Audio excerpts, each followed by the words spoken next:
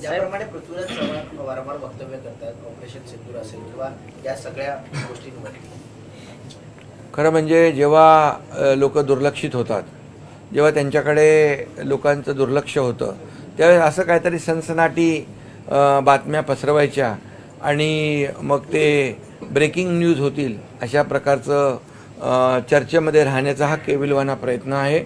खरं म्हणजे मी आपल्याला सांगतो की या देशाचे प्रधानमंत्री नरेंद्र मोदीजी यांनी गेले 2014 पासून जे आतापर्यंत जे देशासाठी काम केलेले आहे हे सर्व श्रुत आहे आणि आम्ही देखील NDAचे घटक म्हणून त्यांच्यासोबत आहोत आणि आज आपला देश पुढे जातोय, देश विकसित होतोय. आज देशाचा आर्थिक महासत्तेकडे वाटचाल सुरू आहे. $5 ट्रिलियन ची इकॉनॉमी जी आहे ती अचीव करतोय आपण.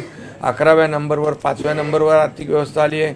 4थ्यावरून 3ऱ्यावर नेण्याचा प्रयत्न आहे. हा जो काही ही जी काही दुखी आहे जी आहे ही त्यांच्या वक्तव्यातून दिसते आणि एखाद्या लोकप्रियतेच्या उच्च शिखरावर आता मोदीजी फक्त देशात नाही तर जगभरामध्ये नंबर 1चे पॉप्युलर लीडर आहेत आणि मग एखाद्या लोकप्रिय व्यक्तीच्या विरोधात आरोप प्रत्यारोप केले की त्याची गंभीर दखल घेतली जाते.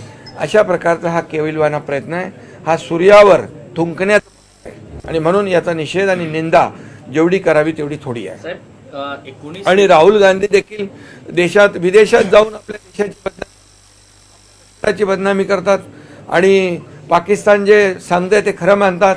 1 तास आपण युद्ध हरलो होतो याच्यामध्ये त्यांना आनंद वाटतो. ही कसली देशभक्ती आहे? हा देशद्रोह आहे, देशाची बेईमानी आहे आणि हे पाकिस्तानचं प्रेम त्यांचं उतू चाललेलं आहे आणि म्हणून देशातली जनता त्यांना धडा शिकवल्याशिवाय होणार नाही.